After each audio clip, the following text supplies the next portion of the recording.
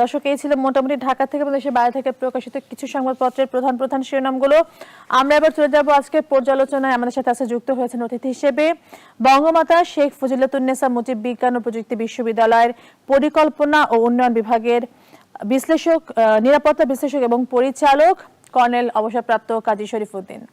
কাজী শরীফুদ্দীন, আপনাকে স্বাগত জানাচ্ছি আমাদের আজকের আয়োজনে।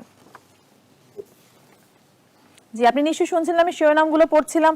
আসলে করোনা ছাড়া এই মুহূর্তে বেশি গুরুত্বপূর্ণ আর কিছু নেই। যেটারই প্রভাব পড়ছে করোনার কারণে পড়ছে।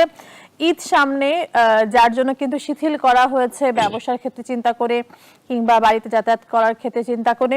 এবং যদি আমরা দেখি যে গত 24 ঘন্টায় যদি দেখি যে মৃত্যু সংখ্যা 225, তো এই যে শিথিল করার পরে 225 মৃত্যু সংখ্যা, এবং এটার প্রভাব হয়তো পরে গিয়ে আরো বাড়তে পারে।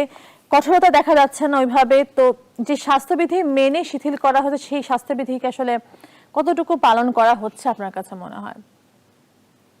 ধন্যবাদ আজকের নিউজ 24 কে এই সমালোচিত যে ইম্পর্টেন্ট বিষয় নিয়ে আলোচনায় আমাকে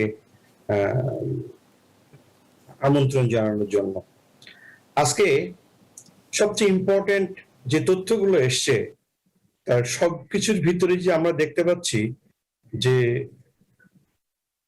আজকের প্রতিদিন, প্রথম আলো, কালের কণ্ঠ, প্রত্যেকটা পত্রিকায় যে মাননীয় প্রধানমন্ত্রী বলেছেন যাতে সকলেই ভ্যাকসিন পায়। এই মুহূর্তে সবচেয়ে গুরুত্বপূর্ণ বিষয় হচ্ছে করোনা। এই করোনাকালীন সময়ে মানুষের